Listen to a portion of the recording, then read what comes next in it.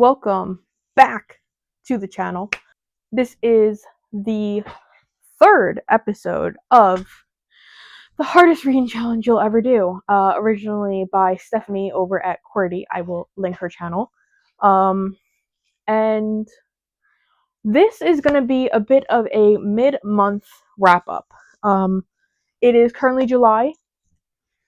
I have read a lot of books this July. So rather than giving a obnoxiously long video at the end of the month where I talk about each book, I figured let's split this in half. I have a lot of reading plans for the next 2 weeks, so I expect a lot of books finished in the second half of this month. So let's kind of just see where I'm at. I am once again kind of pacing around because I enjoyed that last time. So we're doing it again. Am I wearing a sweatshirt in the middle of July? In the UK with no air conditioning? Yes. Is it extremely hot in here?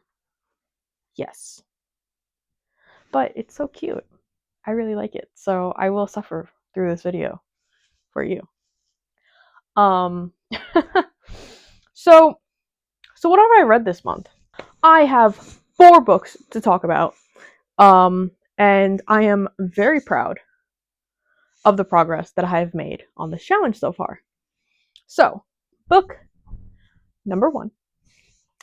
Book number 1 is A Bearer of Bad News.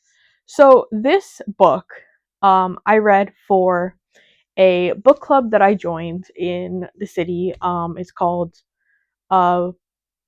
Book Club for Book Hoes. They have a bunch of different genre book clubs, and this one was their Murder They Wrote book club. So an actual in-person book club, which I have been looking for, so I was so excited to find this. And I love a good mystery. This was a bit more than just like a regular mystery though. This book I did read on my Kindle. It is on Kindle Unlimited. For someone who hates secrets, Las Vegas hairdresser Lucy Ray is about to be faced with a whole bunch of them. After discovering that her fiancé has been cheating on her with someone from his improv class, she finds herself short on funds and desperate for a change of scenery. Enter a most unusual job opportunity, a bearer of bad news. Sure, it's a little weird. The job description has few details, and the bad news is more like a vaguely worded threat. But Lucy can't say no to the perks, an all-expense-paid trip to the Italian Dolomites, plus a generous bonus if she proves she delivered the message. Then she learns that her task is just the tip of the iceberg. Launched into a world of betrayal and greed involving 80-year-old mysteries, 80-year-old secrets, stolen jewels, and a World War II-era mystery, Lucy is in over her head, and she's connected to her mission in ways she never saw coming.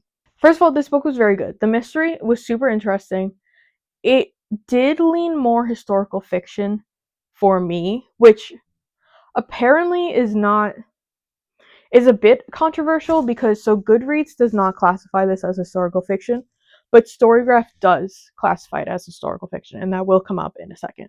The book was a mystery, historical fiction, and romance all at the same time. This was the author's debut book. I think that if the author picked maybe 1 or 2 of those lanes and really fleshed out that part, it would have read better. I did really enjoy it, and the mystery was really cool. I don't read a lot of historical fiction. I just don't gravitate towards historical fiction. I do find that when I actually do sit down to read them, I do enjoy them, but they're just never on my radar. But this book the historical aspects of it were really cool, and I learned a lot of information that I didn't know about World War II. So I really enjoyed that. Such as I did not know about all of the art and jewels that were stolen, and especially the them put into tunnels and then trying to be blown up, and the men coming to save 2 out of the 3 places with all of the art and jewels, and how a lot of it is still in museums because in terms of chain of custody, there's not a clear owner now, so it belongs to the country's museums until it can find that correct owner. So it had a lot of things like that in it, and it was really cool to read and to learn about and understand. The beginning was very slow. I think that we were thrown a lot of information in the beginning that didn't really make sense until much later in the book. And in our book club, we discussed a lot about the structure of the book and how we would have maybe moved a couple of chapters around to really flesh out, say, one part of the story. A lot of the book had, it was a bit of a, it read like a dual timeline, but it wasn't actually a dual timeline. So pretty much like between each chapter, we would get information um, from this case file from the Department of Lost Things. Because in this book, besides being the bearer of bad news, it's about this jewel that's gone missing. This set of jewels that have gone missing. That's what the Department of Lost Things is investigating, is these lost jewels. So we dive into that literally right after the first chapter. But at that point, we still don't even know our main character or what her role in this is going to be. So it felt like a lot of information being pushed at us right in the beginning, when it was like, is this important? Is this not important? Do I care about these people's names? Do I need to remember all of this stuff? And that was pretty much the consensus of the club. I did give it 3 stars, so I really did enjoy the book. It was very, there was parts that I loved and parts I didn't love. 3 is a very mid rating for me. It's not a bad rating. It is quite literally like the definition of it was a book, where the good and the bad kind of balanced out. So by the end of the book, I really was a lot more interested. The main character was a bit like aloof and way too trusting, considering what her like new job was. But regardless, I really enjoyed this book, and it counted for a lot of challenges. So let's get into it, because that's the reason that we're all here. Okay, the bearer of bad news counted for B in the A to Z challenge, B in the spell your full name challenge. My full name, Diana Bello, counted for B. For the genre challenge, this is where we're getting a little controversial, but I am sticking to this. I am putting this down for historical, because I promise you, first of all, Storygraph does say historical. I will add a picture here that says it is historical. And as someone who actually read the book, I can tell you that it was a historical mystery. 1,000% it was historical. So we're going with historical. And for the rainbow challenge, this was my yellow square. So all 4 of these are challenges that you can double up on. As a reminder, I'm doing challenge 1 of the hardest reading challenge you'll ever do.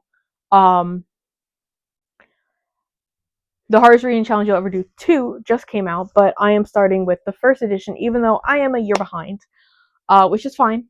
No big deal. I'm having a lot of fun with, and I'm still very active in the Discord. If you ever see me, come say hi. I do have stacking pages on YT in my little like name on the Discord, so people know who I am. But in the first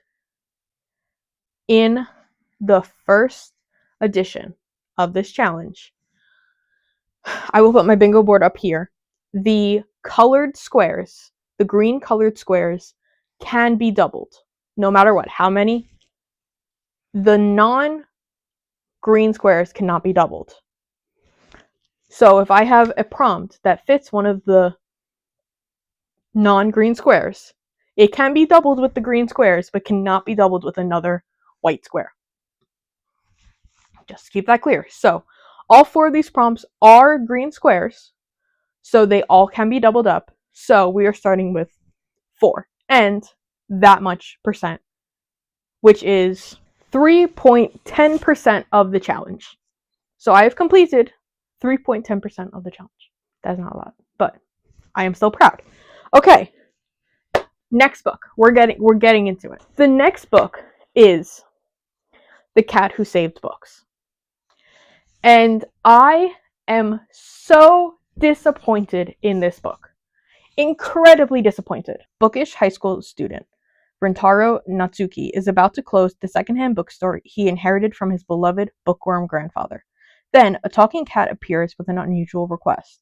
The feline asks for, or rather demands, the teenager's help in saving books with him. The world is full of lonely books left unread and unloved, and the cat and Rentaro must liberate them from their neglectful owners. Their mission sends the odd couple on an amazing journey, where they enter different mazes to set books free.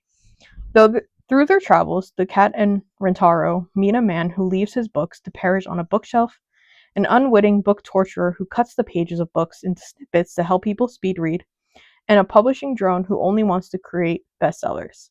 Their adventure culminates in one final unforgettable challenge, the last maze that leads Rintaro down a realm only the bravest dare enter. I was so excited for this book. I really, really enjoyed Japanese translations. It was about a bookstore. It was about cats, fantasy, magical. What could go wrong? This book felt so pretentious and elitist.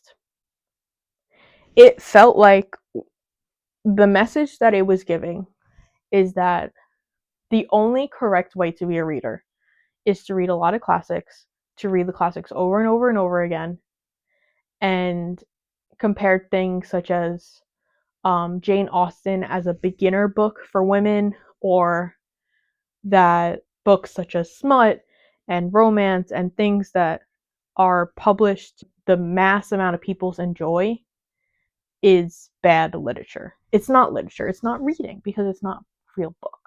Because we're just producing those kind of books for publishers to make money, not because people are enjoying reading.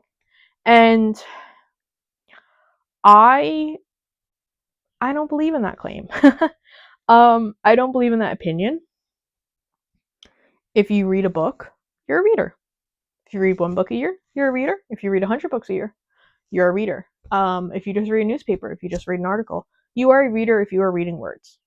If you're listening to audiobooks, if you're reading on your Kindle, if you're reading a physical book, any sort of reading is reading. And making books accessible to people is not a negative. Obviously, I do not agree with cutting up books to have, a 500-page book into one sentence to help speed reading. But things such as abridged versions of books that help people understand literature that was written in 1800s with language that we don't use anymore is not a bad thing. So, I had quite a lot of problems with this book. It was also quite repetitive. Each time they went into a maze to save books in some way, just felt like I was reading the same story 4 times, to be honest. And then all of the people come at the end and have this huge revelation that reading increases empathy, which is probably the most baseline conclusion you could come to in terms of reading books. Yes, it teaches empathy.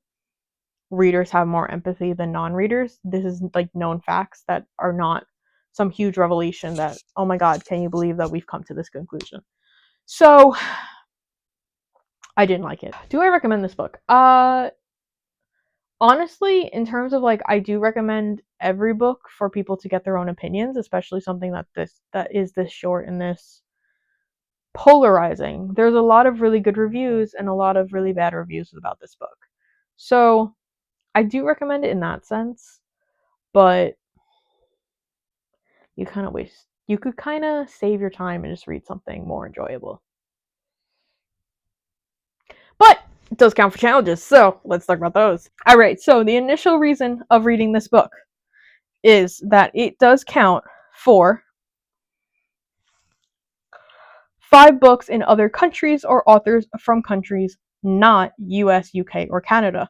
So this book was originally published in Japan. The author is Japanese. So this counts for our first country. The Cat Who Saved Books is for C in the A to Z challenge. It is also going to be used for N for the spell your full name. The author is Suzuki Natsuawa. If I pronounce that wrong, I really do not mean to, and I'm very sorry if I do. But last name starts with an N, so that will be for spell your full name. And that is it. We are using it for 3 challenges. So that means we are 5.43% of the way through this challenge. Our next book is Almost American Girl, and this book was absolutely brilliant, beautiful, perfect. I loved it. This is a graphic novel. The art style was spectacular. Um, I really I love graphic novels. I have not read a lot of graphic novels, but the ones that I have read, I've honestly truly just loved. I get this is all in my own head, but I get like self-conscious that graphic novels are just going to boost like the amount that I've read a month, and then it's not real reading or like it's inflated numbers.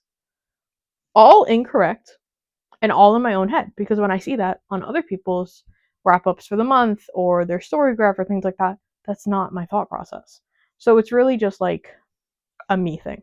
But I want to read more graphic novels because I love them so much. And I think I really especially love reading graphic novels because I have aphantasia, so that means that I cannot see images in my mind's eye. My mind's eye is completely blank. I don't really understand even just like the concept of seeing things in your head. I thought it was like just an abstract thing that people were talking about. I didn't realize that people actually saw things for the longest time. So, reading a book where there's actually images, I assume is a way that a lot of people read normally, is when they see things in their head. But because I can't do that, graphic novels is a really interesting experience for me and I really love it. So, I definitely want to read more graphic novels. That being said, I don't know many graphic novels, so if you would like to put any graphic novel recs down below, I would very much appreciate it. For as long as she can remember, it's been Robin and her mom against the world. Growing up as the only child of a single mother in Seoul, Korea wasn't always easy, but it has bonded them fiercely together. So when a vacation to visit friends in Huntsville, Alabama unexpectedly becomes a permanent relocation following her mother's announcement that she's getting married, Robin is devastated. Overnight, her life changes. She is dropped into a new school where she doesn't understand the language and struggles to keep up. She is completely cut off from her friends in Seoul and has no access to her beloved comics. At home, she doesn't fit in with her new stepfamily, and worst of all, she is furious with the one person she is close to, her mother. Then one day, Robin's mother enrolls her in a local comic drawing class, which opens the window to a future Robin could never have imagined. This book was so good. I have never moved countries um, to where I did not know the language. I uh, I did not even move to a different area where I had to be the new kid in school. But the concepts that were depicted, loneliness, it being hard to make friends, isolation, the way that it was explained and told and depicted, I think are things that everyone can relate to. Especially, at least I very much related to a lot of it. And while we all have different experiences, those emotions are very universal. And I think that this book did an amazing job at explaining that and showing that. And I truly loved it. I don't rate graphic novels because I have not read a lot of graphic novels, and it's the same way that I do not rate nonfiction because I don't read a lot of nonfiction, so I don't really understand my own scale for that yet. But I would just so highly recommend this book, regardless of it not having an official rating. But the story graph rating is 4.24, so you really can't go wrong with this book. Seems to be beloved by everyone who reads it, and I am one of those people. Our author, Robin Ha, was born in South Korea. So, this is the second book for the 5 books in other countries and authors from other countries. This is Almost American Girl from South Korea. It is also A from the A to Z challenge. Now, I do think it's funny that my first 3 books did cover ABC, but that's stopping the order that we're going. We're not continuing the alphabet challenge in some sort of order. It just happened to be that way, and I just thought it was funny. I wanted to point it out. I am also using this as one of the A's in my name, and it is a nonfiction memoir, so it is nonfiction for the genre challenge, and it is a very blue cover. So for our rainbow challenge, it is blue. So we are at 9.3% of the challenge, and our bingo board looks like this after all the updates. And finally, this month I have read so far, it's only halfway through the month, Onyx Storm, which is the 3rd book in the Fourth Wing series. Now, how much can I say about this book? Not much, because there's a lot of spoilers, and I am not giving any spoilers. I will say that I gave this book 4 stars. I highly recommend Fourth Wing. Connor is actually a little preview for our next video, but Connor is actually currently reading Fourth Wing for the first time.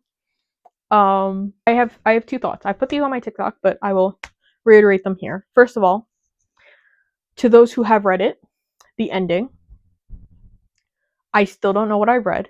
It has been about a week now, and my mind is racing with theories, and Rebecca Yarros needs to get writing, please, because I need to know what's going to happen. Second, controversially, Xaden Ryorson, our main love interest.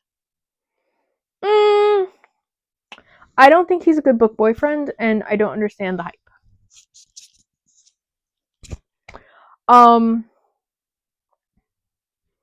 Now, I understand that he has some good qualities. I'm not saying he's a bad person. And in terms of being a friend, a leader, things like that, magnificent. But I don't think he is a good boyfriend or partner in any respect of the word. And I think that him and Violet are actually very toxic. And honestly, my least part of the book. And it has taken me 3 books to really like come to this conclusion, unfortunately. But just seeing it over and over and over again, their dynamic, I think it is the weakest part of the book. Also, Riddick, I love him. He is the book boyfriend in this book. I don't know why we're rooting for Xaden when everyone should be rooting for Riddick, but that's fine. All of the Xaden girlies can have Xaden. I will take Riddick, and we will live happily ever after. I did discuss this with my fiance, and he said this book was silver. So we're not counting this towards the Rainbow Challenge because I don't want any question. I did attempt this for the 500 plus page in one day video, so you can watch my attempt, or you can watch my attempt in one of these corners. Spoiler, I did not read it in one day, but you can still watch my attempt. It was fun. So it did not count for my 500 pages in one day. But it does count for O in the alphabet challenge, for the O in spell your full name, and it is a fantasy book that we are counting for the genre challenge. I understand that The Cat Who Saved Books is also a fantasy that I could have counted for this challenge, but I didn't like that book, so I didn't want it. I didn't want to be staring at that book for the whole year. To 11.63% of the challenge, which is really good because 1/12 of the challenge, so what I should be at the end of the month, 8.33%. And I'm already up to 11.63%. So I am doing so good. Here's what our board currently looks like at the end of this wrap up. I'm having so much fun with this challenge. I am just loving reading right now, and Everything I read, I am just devouring. And I love bringing you guys along with me. I did just hit 200 subscribers, and I am so thankful and so excited to keep growing this little community. Thank you so, so much. If you are still watching this video and you haven't subscribed yet, please subscribe, hit that like button, leave a comment. Welcome to the community. We are building such a supportive, fun community here, and I am so excited to be doing more challenges and reading more books and just yapping about books. I have a lot of plans for the end of this month and a lot of videos that I have planned to come out soon. They're currently in the process of being recorded. So we have a lot of fun content coming up. I will also be doing a really fun TBR for August, which I will try to stick to.